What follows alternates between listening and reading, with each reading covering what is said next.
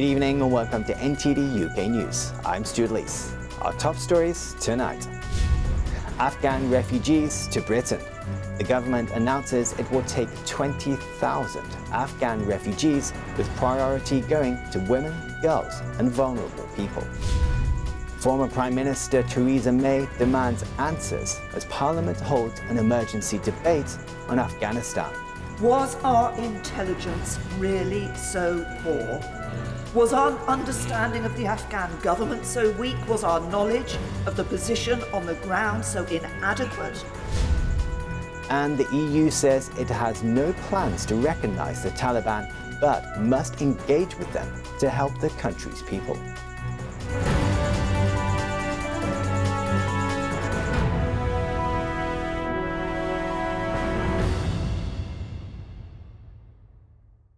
The government announces a resettlement scheme to bring 20,000 Afghan refugees into the UK.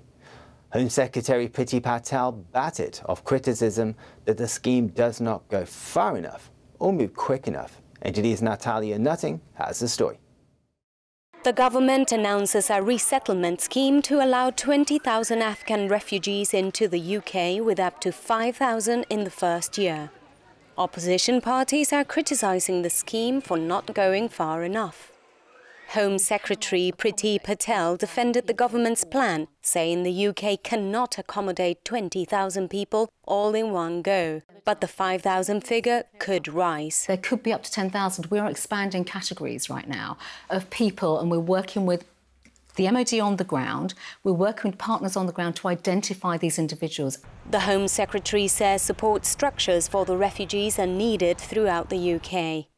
This would see government working with local councils and the devolved governments. Patel tells Sky News the settlement scheme will give priority to certain groups.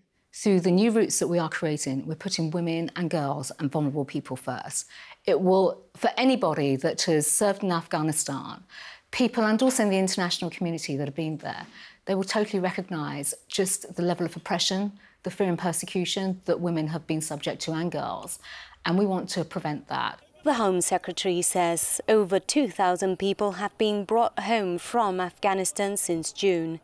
There are currently 13 charter flights bringing people back. So look, this is an enormous effort, but I think also there are some really important points to just highlight right now for viewers. We can't do this on our own. No country, no government can do this on their own. The Home Secretary emphasises a distinction between legally settled refugees and migrants entering by illegal routes. Others that have come through illegal migration routes, we will have to look at those cases in the way in which we do anyway, through the asylum system. We are reforming the asylum system. The government says the new scheme is in addition to an existing system to relocate 5,000 Afghans, interpreters and other staff. Natalia Nutting, NTD News. Prime Minister Boris Johnson says Britain will not take any military action in Afghanistan. The priority is to evacuate British citizens and those who helped the UK. NTD's Trevor Piper brings us this report. Mr. Speaker, Prime Minister Boris Johnson says it is an illusion to think Britain alone could have prevented the collapse of Afghanistan. He says ministers had to consider the UK's options after the US announced its intention to withdraw. They realised there was no will among allies to continue without the Americans. the West could not continue this US-led mission, a mission conceived and executed in support and defence of America, without American logistics, without US air power, and without American might. The PM said the only option now is to deal with the situation as it is. He said he will not restart military action. I do not believe that deploying tens of thousands of British troops to fight the Taliban is an option that, no matter how sincerely people may advocate it, MPs returned to Westminster on Wednesday for an emergency sitting of Parliament. The chamber packed with members bringing an end to virtual speeches and proxy voting. Rules on social distancing and mask wearing were also disposed of. Johnson says the priority is to continue with evacuations, to get the remaining UK nationals as well as Afghans who had worked with the British out of the country as quickly as possible. Labour leader Keir Starmer criticised the Prime Minister for a lack of preparation. So it should concern us all that the Prime Minister's judgment on Afghanistan has been appalling. Mr. Speaker, the lack of planning is unforgivable, and the Prime Minister bears a heavy responsibility. Johnson denied this, saying the events in Afghanistan unfolded even faster than the Taliban themselves predicted. He says the government decided to commission the emergency handling centre at the airport 2 weeks ago. What is not true is to say that the UK government was unprepared or did not foresee this, because it was certainly part of our planning of pitting the very difficult logistical operation for the withdrawal of UK nationals has been under preparation for many months, Mr. Speaker. In the first press conference, the Taliban claimed they want peace, that they will not take revenge against old enemies and would respect the rights of women within the framework of Islamic law. The Prime Minister indicated the UK would not be convinced by words alone. We will judge this regime based on the choices it makes and by its actions rather than by its words. On its attitude to terrorism, to crime and narcotics, as well as humanitarian access and the rights of girls to receive an education. Defending human rights will remain of the highest priority. Johnson reflected on the gains made in the country. 20 years ago, almost no girls went to school and women were banned from positions of governance. Now, 3.6 million girls have been in school this year alone, and women hold over a quarter of the seats in the Afghan parliament. He expects to chair a virtual meeting of the G7 in coming days. Trevor Piper, NTD News. The questions continued as a former PM, Theresa May, asked the Prime Minister how Britain could have so miscalculated the strength of the Taliban. NTD's Joy Duguid has more on this. Was our intelligence really so poor? Was our understanding of the Afghan government so weak? Was our knowledge of the position on the ground so inadequate? Or did we really believe this? Or did we just feel that we had to follow the United States and hope that on a wing and a prayer it would be all right on the night? The speed of the Taliban's gains left many NATO members scrambling to get their diplomats out, along with the Afghans who helped them. May questioned how other world powers would view it. NATO is the bedrock of European security, but Russia will not be blind to the implications of this withdrawal decision and the manner in which it has been taken.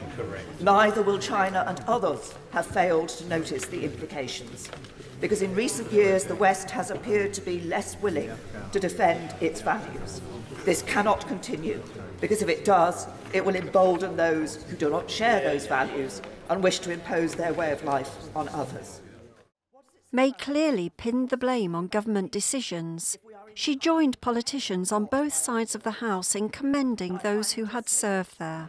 All of our military personnel, all who served in Afghanistan, should hold their heads high and be proud of what they achieved in that country over 20 years, of the change of life they brought to the people of Afghanistan and the safety they brought here to the UK. The politicians sent them there. The politicians decided to withdraw. The politicians must be responsible for the consequences. Joy Duguid, NTD News. Mokhlis R. used to be an interpreter for coalition forces in Afghanistan. Now an Afghan refugee in Paris, he fears his past work puts his family in Kabul in danger under the Taliban. Lucy Fielder reports. Reprisals against his family are his biggest fear. Mokhlis R., an Afghan refugee in France, is a former interpreter for coalition forces in Afghanistan. And he's terrified that puts his parents and siblings in Kabul in particular danger. As the Taliban swept towards the capital, he couldn't get hold of them for 3 days. He eventually reached his sister, who said they're safe for now, but afraid to leave the house. Mokhlis fled Afghanistan in 2014, and he's desperate to get them out too. I am in real trouble. Just because of my work, please, UK government, do not punish my family. Do not leave them behind, because that's gonna cause lots of life. They say, son, because of your work, you know, the neighbors knows, if they come to, if they take my two brothers, that's what they're gonna do. This is just the only beginning that Taliban is doing right now. Is just only a show. I'm sorry, like, I have pains. It should come out. That's only the show. In the future, the world will know what will happen. And there won't be a media to show it to the world.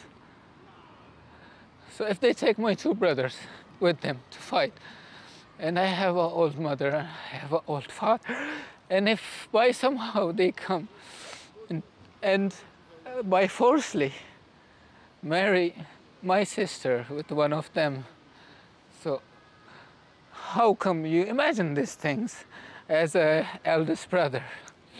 There is two ways. Either you go fight against them, or either you finish your life. She said at the end, son, I'm okay. God bless you. They're just giving me hope. I am giving them hope. So we are just kind of giving each other hope at the moment, try to survive. The only thing that is left is a hope. I hope there will be changes. I hope they will evacuate my family.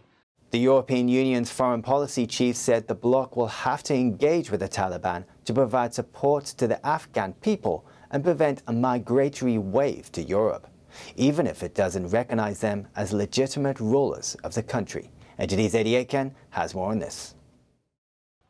The EU has no immediate plans to recognize the Taliban after the sweeping victory in Afghanistan. But the bloc's top diplomat said on Tuesday it will need to talk with the terrorist group to ensure that European nationals and Afghans who have worked with the EU can leave safely. We'll have to get in touch with the authorities in Kabul. The authorities in Kabul, wherever they are. The Taliban have won the war. So we will have to talk with them. He spoke after chairing emergency talks among European foreign ministers. The EU has decided to suspend payments to the Afghan government. No payments are going on to Afghanistan by now. No payments of development assistance until we clarify the situation. He said the Taliban must respect UN Security Council resolutions and human rights to earn access to the funds. Borrell also underlined the importance of opening talks with the Taliban to help prevent a new exodus of migrants. Many in Europe are concerned about a mass exodus like the one in 2015, which sparked one of the bloc's biggest crises. The German Chancellor said on Tuesday the focus of helping Afghans should be on supporting neighbouring countries like Pakistan to take in Afghan migrants. And then, in a second step, we can think about whether people who are particularly affected should come to Europe and to European countries in a controlled and supported manner. On the same day, the NATO head said he was deeply saddened by the events in Afghanistan. Ending our military mission was not easy. We were faced with a serious dilemma. Either leave and risk seeing the Taliban regain control, or stay and risk renewed attacks and an open-ended combat mission. We never intended to stay in Afghanistan forever. NATO has been leading international security efforts in Afghanistan since 2003, but wound up combat operations in 2014 to focus on training the national security forces. It went from 100,000 troops to now 0. Stoltenberg said the Taliban bears responsibility for preventing the country from becoming a breeding ground for international terrorism again. Eddie Aitken, NTD News. Images of Afghan civilians filling Kabul airport have put pressure on Western nations to help them to leave. Germany's president describes their situation as shaming the West. Lucy Fielder reports. Thousands of Afghan civilians desperate to flee Taliban rule have thronged Kabul airport in the past few days, to the shame of Western nations, according to Germany's President Frank-Walter Steinmeier on Tuesday. Germany, which had the second largest military contingent in Afghanistan after the United States, said it would work with its partners in the European Union to provide aid to neighbouring countries facing an influx of Afghan civilians. The country's Foreign Minister Heiko Maas, speaking ahead of an EU Foreign Ministers' emergency meeting, said Berlin was working to get as many people as possible out of Afghanistan, among them German Afghan dual nationals, as well as rights activists, lawyers and people who worked with foreign forces. Koa Spartak manages an Afghan refugee organisation in Berlin and says Germany must take a leading role in helping Afghans to get out. I mean, particularly the German government have missed a lot of opportunities. They have missed the opportunities to evacuate people. They have missed the opportunities to inform their own population about the security in Afghanistan. They were actually more concentrated on deportations. The UN refugee agency UNHCR, meanwhile, called for an immediate halt to forced deportations of Afghan asylum seekers. Austria, which insisted it plans to keep deporting illegal immigrants back to Afghanistan, even as the Taliban seized Kabul, has suggested setting up deportation centres in nearby countries as an alternative. A photograph showing more than 600 Afghan men, women and children crouching on the floor of a US military plane has gone viral on social media, shining a spotlight on the plight of Afghan civilians who want to flee. Still to come, the number of vaccine side effects may be underestimated under the UK's yellow card system. That and more after the break.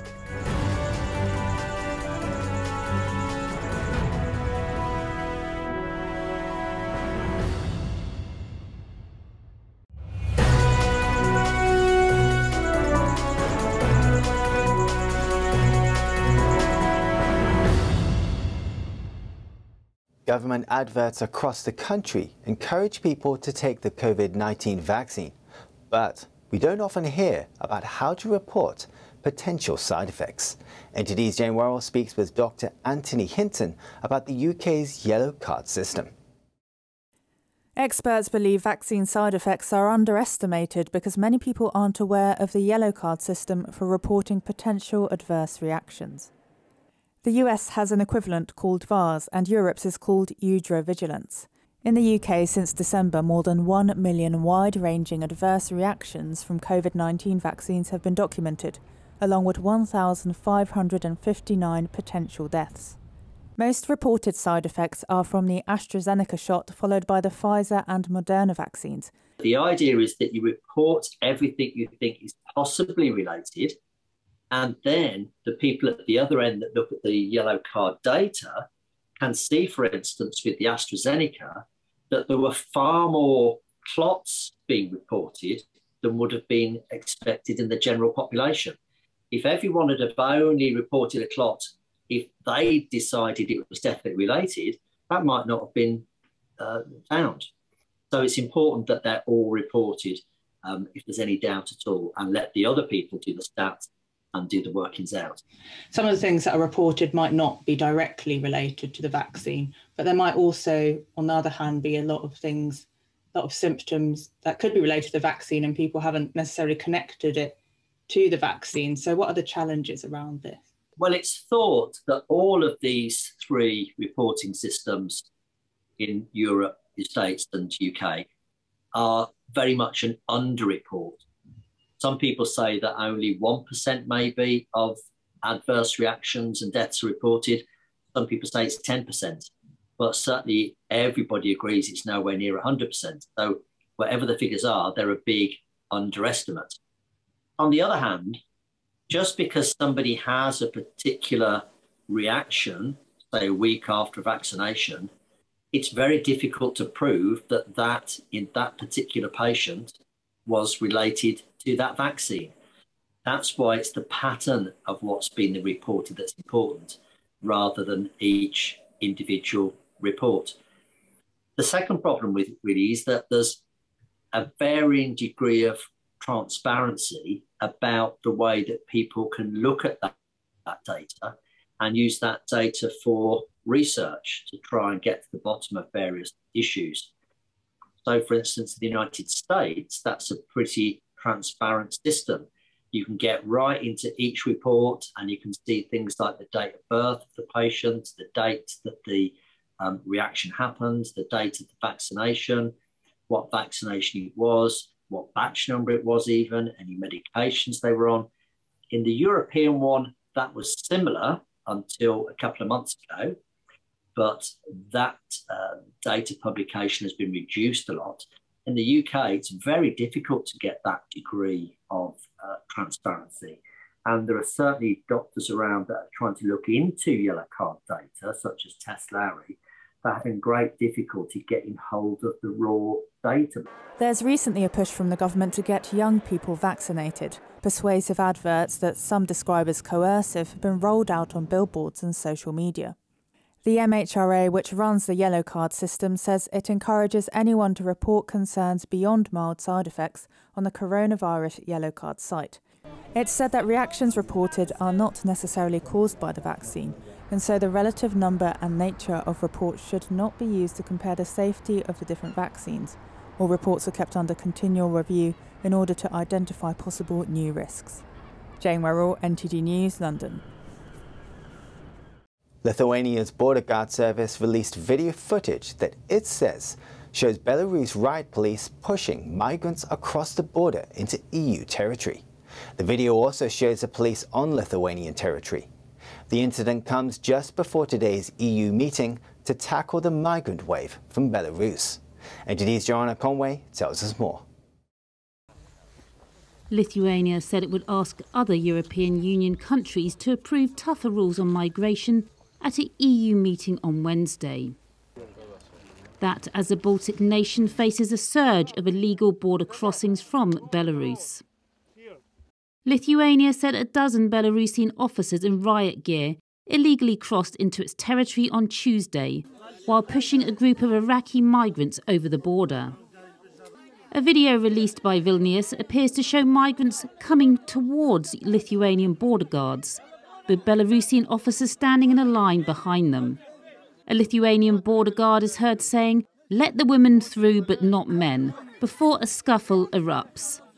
The video then shows the Belarusian officers standing several metres closer, having crossed a ditch that the Lithuanian border guard said marks the border. The European Union accuses Belarus President Alexander Lukashenko of orchestrating the arrival of thousands of people at the borders of Lithuania, Latvia and Poland. The bloc says this is in retaliation for sanctions imposed on the former Soviet republic. President Lukashenko is using refugees, for example from Iraq, in a hybrid way to undermine security. And of course we condemn this in the strongest possible terms. This hybrid kind of confrontation is an attack on all of us in the European Union, not just one country. The EU is expected to provide additional border officers and money to tackle the migrant surge. Joanna Conway, NTD News. In the south of France, over 1,000 firefighters are tackling a fast-spreading wildfire in which 2 people have died. The French president says the situation is worrying. NTD's France correspondent David Vevez brings us this report. A veil of orange smoke seems to go on for miles and miles. Since Monday night, French firefighters have been trying to contain a fast-spreading wildfire near Saint-Tropez in the southern tourist region of Var. Their efforts are hampered by strong winds, which continue to fan the flames. Some 12,000 acres of land have been burned so far, the Var prefect's office said. While visiting the firefighters, French President Emmanuel Macron said the worst is over. 3,500 hectares burnt, which is of course a terrible statistic in terms of biodiversity and in terms of our natural heritage. I would like to say here, thanks to this mobilization, the worst has been avoided. One campsite burned to the ground overnight, while at least 6 were evacuated. Waves of extreme heat have hit much of the Mediterranean region in recent weeks, increasing the risk of wildfires. Fast food is generally considered a modern invention, but in Italy's Campania region, tourists can now visit one of ancient Rome's original fast food joints. NTD's Cos Temenes brings us this report. Amongst the ancient ruins of Pompeii lies the city's latest tourist attraction. Thermopolium of the Regio V is now open to the public. Thermopolia were establishments where lower-class Romans had lunch, like a Roman fast food restaurant. The Thermopolium shows this approach because we can see here the pots and amphora in their original position. So you really get an idea of how these objects, but also the paintings, were part of a daily life environment. There are almost 80 thermopolia in Pompeii. Experts say this one is special because of its bar decorations and paintings. They feature animals that were probably cooked and served there in Roman times. The paintings are preserved perfectly, and compared to the others it is effectively an extraordinary discovery. All these paintings look like they were made yesterday. Tourists can take a guided tour of 2 sites that are still under restoration. Objects were deliberately left in the positions they were found in to give a sense of daily life inside an ancient Roman fast food joint. The idea is that of public archaeology. We don't want to share only the ultimate result of the excavation, the pot in the showcase or the monument that you can visit, but the process. So how does archaeology work? How does restoration work? How does it look behind the scenes? This live archaeology sees restorers bring back memories from thousands of years ago. Kostemenes, NTD News. That's the news for today, and thanks for tuning in. I'm Stuart Lees.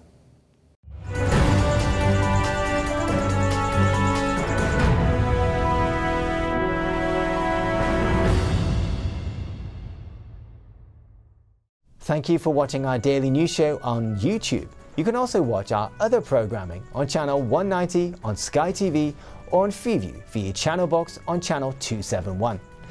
In the meantime though, please give this video a like and hit subscribe to our channel. Have a good day.